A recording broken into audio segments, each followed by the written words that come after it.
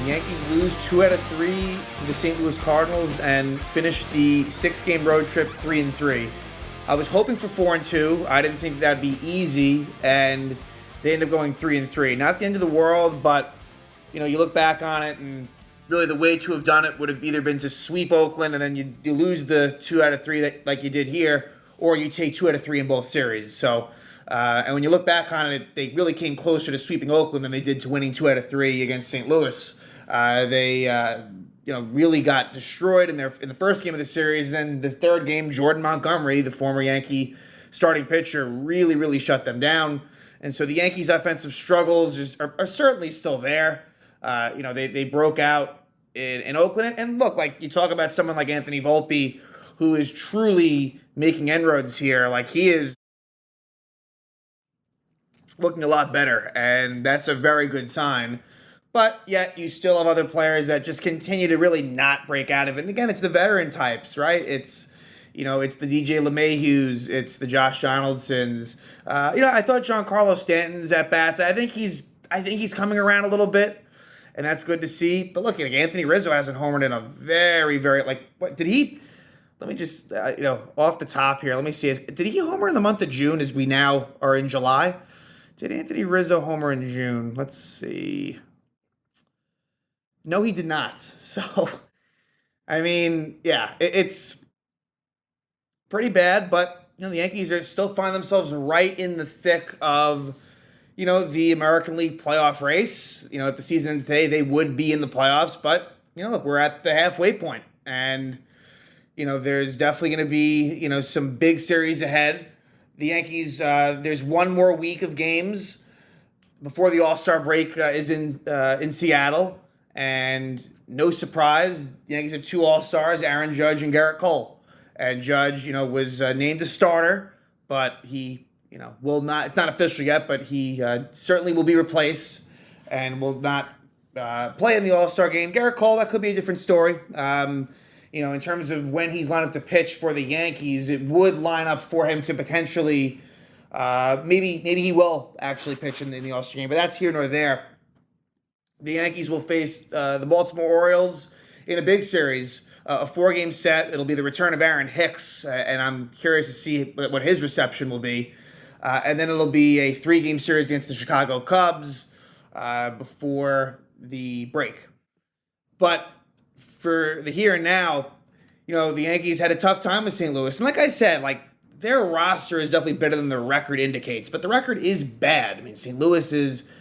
after the series, I think it's now 35-48. So, still, the Yankees really didn't get to Jack Flaherty, which is disappointing. Flaherty, who he has good stuff, always has, but really has struggled a lot this season and in recent seasons.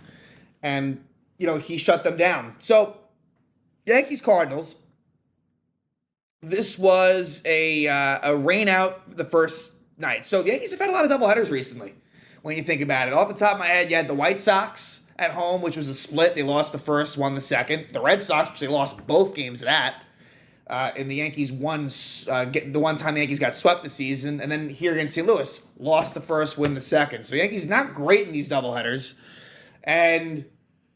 so it kind of changed up the pitching matchups. The one game the Yankees won was a bullpen game.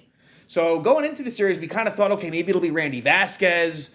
That'll probably be, and we'll discuss that more when we preview the Baltimore series. Vasquez you'll probably see in that third game against the Orioles, but we'll get to that in a little bit. Again, as I like to say, please subscribe below. We will be continuing to discuss a ton of New York Yankees over the remainder of the season. So, Luis Severino's struggles continue. Severino really, who you thought, okay, maybe he's turning things around. He was really good against the Texas Rangers, which is one of the best offenses in baseball, but against St. Louis, it was another struggle. And, overall in the season now, 6.3 ERA, in 8 starts, and a 1.65 whip with 34 strikeouts in 40 innings. That is ugly numbers. And look, he's had 3 good starts, and he's had, I guess 4 to 5 bad ones. And, he's just not giving them a chance to even do anything. Now, granted, the Yankees offense didn't do shit, but still. In this, this first lineup here, you got no Harrison Bader, who made his return to St. Louis and really didn't do much of anything. He had an initial sac fly in game 2, but other than that, didn't really do much, unfortunately. But Bader was not in this lineup. Neither was Josh Donaldson, who actually came in to pitch. Not Isiah Kiner-Falefa. Donaldson, and actually looked pretty good as a pitcher. Hey, maybe Donaldson's a better pitcher than he's a hitter. It's on the table. But Donaldson was on the bench, as was Bader, as was Stanton. So the Yankees went with a more of a lefty-heavy lineup in this first game. So, that means Jake Bauers, who ends up actually homering late in this game, and actually almost homered in game 3 of this series. Jake Bauers, the at-bats are still pretty good, whereas Billy McKinney has unfortunately kind of fallen off. And look, I still like Billy McKinney as a depth piece, but, I have to be honest, because I feel like I've been critical of Bauers, more so defensively. That hasn't really reared its ugly head lately. But Bauers, just the at-bat quality, I do like. But in this game, Yankees were shut down for a while. There was a rain delay. This was a weird game. But St. Louis breaks it open for a 5-run third inning. So in the third, against Severino, it is a leadoff single, Tommy Edman, Andrew Knizner with a single. Then it's a 3-run homer by Paul Goldschmidt. So with 1 out, 15th homer of the year for Goldie. And then bad fielding by Oswaldo Cabrera. Oswaldo actually did start 2 games in the series, which is a lot more than it has been. Obviously, the doubleheader plays into that, but Oswaldo definitely struggling at third base, which you don't want to see, because Oswaldo, part of his appeal is his versatility and pretty solid defense, especially infield defense. I mean, that's what he came up as, an infielder. But has a throwing error here, prolongs the inning. And Alec Burleson gets an RBI single, and then Paul DeJong gets an RBI single. So those were, I believe, I want to just confirm this, I think those were a couple of unearned runs to Sevy. They were. And so it's 5-0 instead of what could have been maybe just 3-0. In the fourth, doesn't get a whole lot better for Severino, as he allows a 2-run homer to Nolan Gorman with 2 out. So it was a 1-out double by Nootbaar, and then Gorman with a 2-run homer. His 16th of the year makes it 7-0. And it would just continue to get more ugly in the fifth. Double Burleson, walk DeJong, and so Matt Crook comes on, and, Crook struggled. Crook came up as the 27th man for this doubleheader, as the Yankees were really trying to stay away from their top guys. And this is what hurt about Severino pitching so poorly, is that with the bullpen game in game 2, they really needed length from him. They didn't get it. They only got 4 innings. So then Tommy Edman gets a single. This really should have been an error on Cabrera. It wasn't. We've seen that more and more now, where these official scorers just refuse to call errors, especially when the home team is at home and they're batting. They like to give them hits. And then Knizner with a 2-run double makes it 10-0. And then eventually a sac fly by Paul Goldschmidt makes it 11-0. So definitely some struggles there. And, there was a pass ball by Higgy. Higgy had some struggles behind the plate in this series. But it is 11-0 at this point. Then, bottom of the 6th, Albert Abreu comes on, finishes out the inning. And in the 7th, the Yankees do score a run, as Jack Flaherty is taken out of the game. Kiner-Falefa with a leadoff single. Then a 1-out single for Volpe. Again, those two really were at the forefront of Yankee offensive production. And eventually you do get an RBI single by Oswaldo Cabrera. Makes it 11-1, and that was all that would happen there. Then there's a rain delay.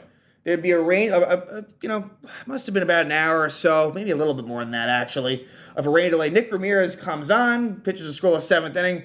Then the Yankees don't score in the 8th. And then there was another rain delay. This one must have been 20 to 30 minutes. Maybe less than that. And Josh Donaldson comes on and pitches a 1-2-3 inning. So who would have thought that Donaldson would pitch? And actually, the velocity was up. He was throwing mid-80s. So that was kind of a funny moment. And the Yankees do score 3 runs in the 9th. And kind of, even Yankee fans, I think, kind of wanted this game to end, but it just didn't. And you would get a double play Bases loaded, no out double play by DJ, which scored a run.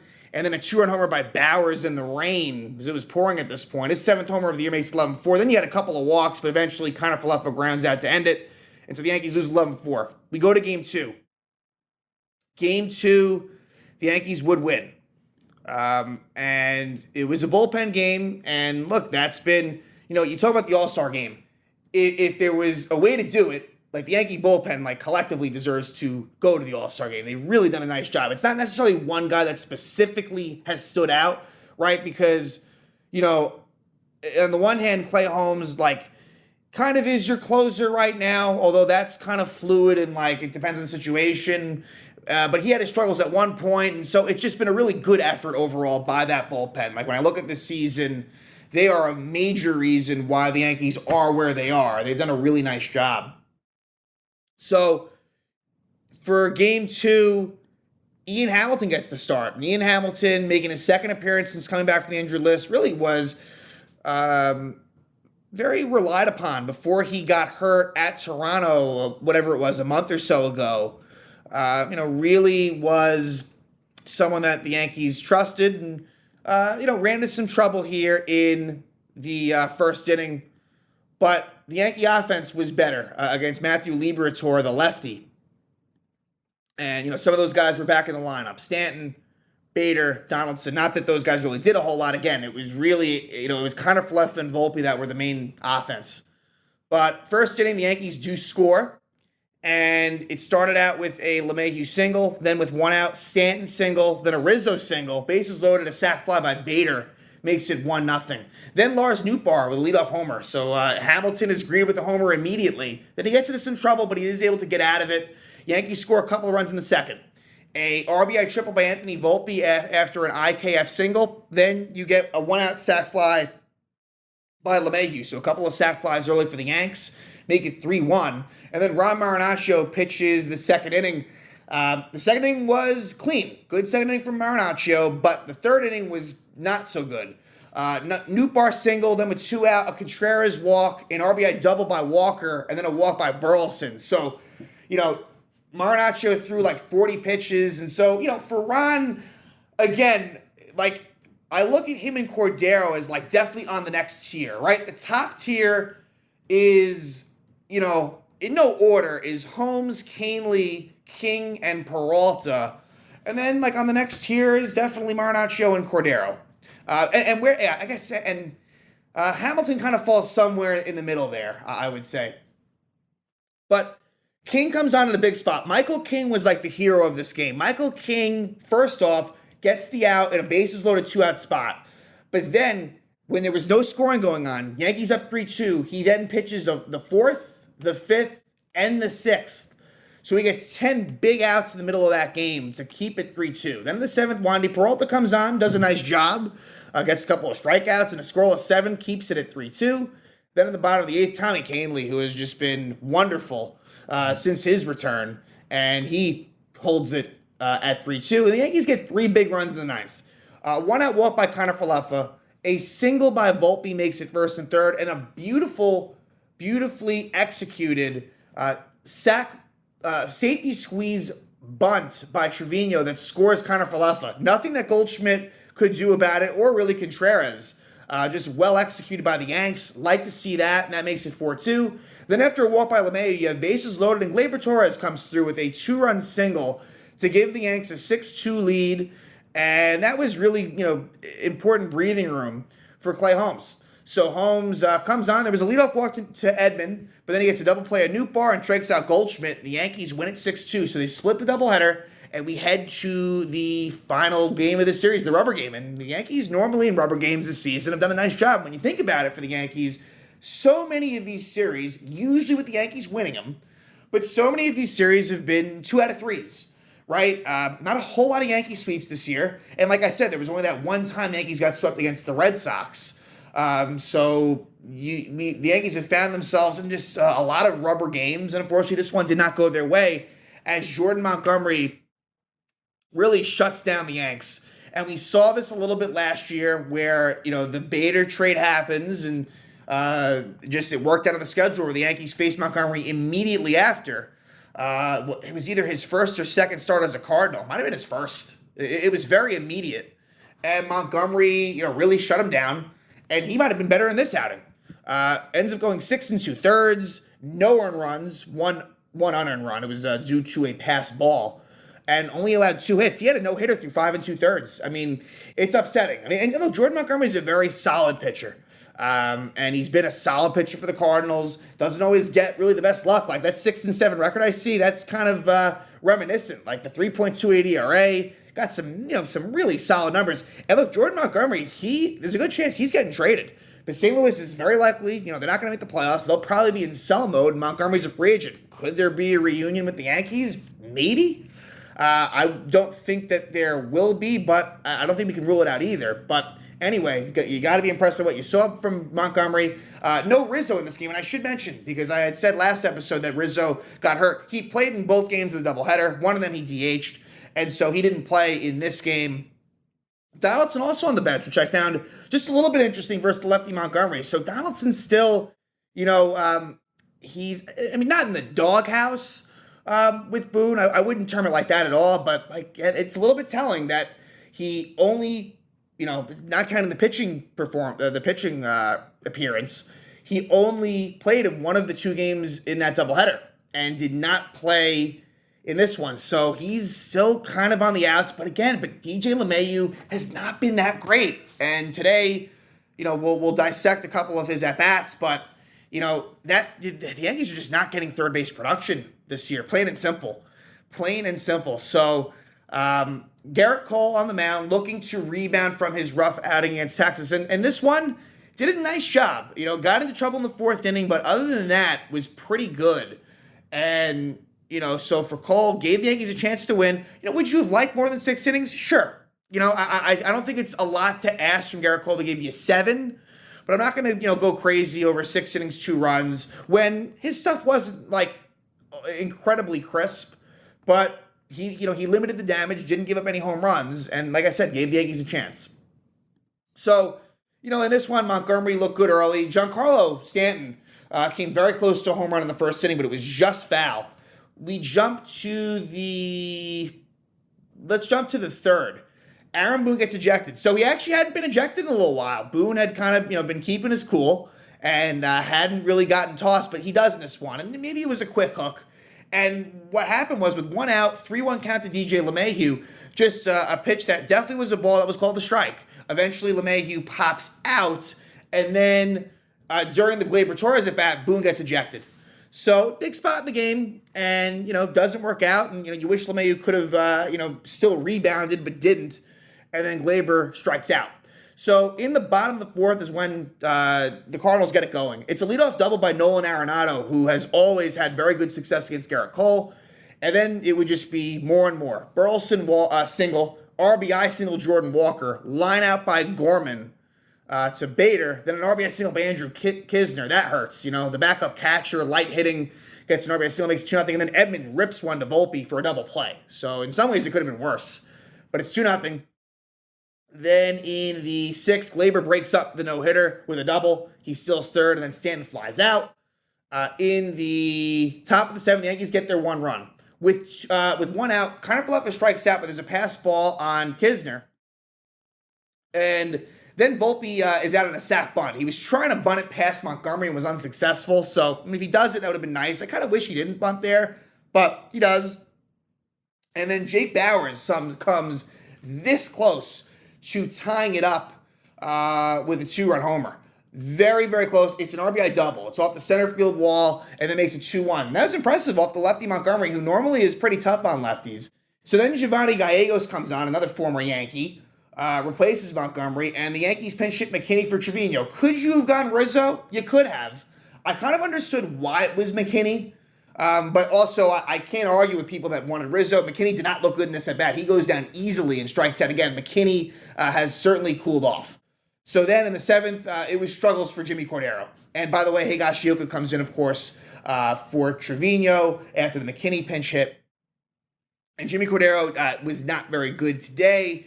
Leadoff single Edman, and then a 2-run homer for Brendan Donovan. Brendan Donovan did not play in either game of the doubleheader, but was really good in this one. Donovan was 3 for 4. And with that was a big two-run homer. So the Yankees, maybe building some momentum. It's ripped away right there. 4-1 Cards. And then eventually we jump to the bottom of the eighth. And I guess what's frustrating, too, in the top of the eighth, Oswaldo with a leadoff walk, which is really nice, off of Gallegos. And then LeMahieu strikes out. Again, LeMahieu, it's just tough to watch. Whether it be LeMahieu, whether it be Donaldson, that is a tough combination, no matter how you slice it. Bottom of the eighth, the Cardinals do score another run. And that was basically thanks to Higashioka with a throwing error. Honestly, he probably should have ate it. In other words, he probably should have just not thrown the ball. It was Kisner strikes out, and Carlson steals third, and the ball goes into the outfield, and the Cards make it 5-1 right there. Could LeMahieu have stopped it? Probably not. I think it's more on Higgy. And then in the ninth, Jordan Hicks comes on, and the Yankees trying to build a two-out rally. Volpe with a single. Again, he's been good lately, and Bauers with a walk. But then Higgy grounds out, and so the Yankees lose at 5-1. Their record sits at 46-38. Let's quickly look at this upcoming series with the Baltimore Orioles. A 4-game set, and it'll be, like I said, the return of Aaron Hicks. It'll probably be a mix of boos and shears. Probably more boos than shears, I'm thinking. But that'll be something to look for. And then also, Domingo Germán should get a nice ovation. He'll be making his first start since his perfect game. And so I'm sure he'll get a nice ovation. Let's see how he does, right? I mean, it's funny. His last start at Yankee Stadium versus the Mariners, he got booed off the mound. He was horrible. So what Germán will you get? And so it'll be Tyler Wells versus Germán, a battle of righties. And by the way, the Orioles are 49-33 right now. So they are 5 ahead on the loss side of the Yanks and 4 overall. So for the Yankees, it's going to be tough, but would really like to somehow take 3 out of 4 in this series. Being at home, and Baltimore did take 2 of 3 in the last series between these two teams, the Yankee Stadium. So the Yankees will look for a little bit of revenge there. Then on the 4th of July, a matinee game between Kyle Gibson, who was good, who his numbers aren't great on the season, but was good versus the Yankees last time, very good, versus Clark Schmidt. And it's funny, I think that was the exact matchup, if memory serves me correct. I believe it was Gibson versus Schmidt. And Schmidt was okay in that outing, whereas he was not good in that early series this year at Baltimore. He was not good, but Schmidt's been overall better lately. A little bit worse versus Oakland last outing, but still okay.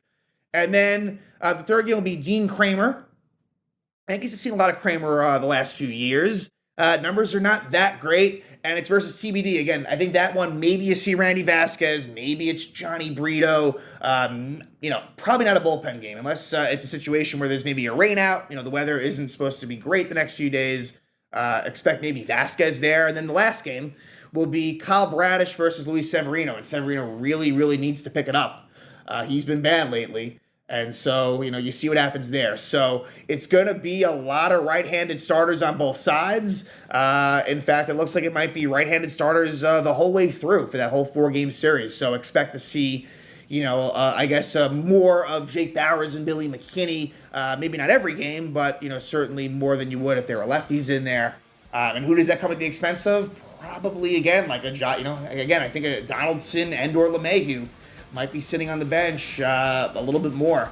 But that'll be interesting to see as well. So, and then the Yankees will then take on the Chicago Cubs before the All-Star break commences. But, again, Yankees finish the road trip 3-3. They lose 2 of 3 to the St. Louis Cardinals.